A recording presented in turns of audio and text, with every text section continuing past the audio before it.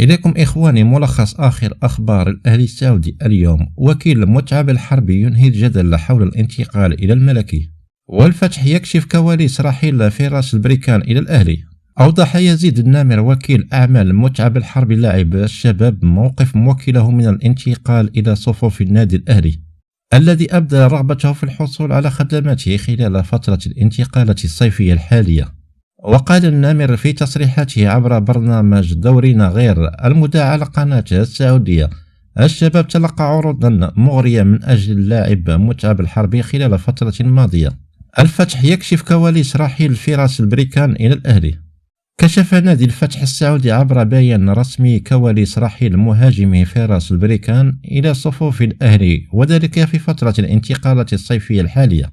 وأعلن نادي الأهلي جدة اليوم الأحد عن تعاقده مع المهاجم الدولي فراس البريكان لمدة 5 سنوات قادما من صفوف الفتح لدعم خطوط هجوم الفريق الراقي.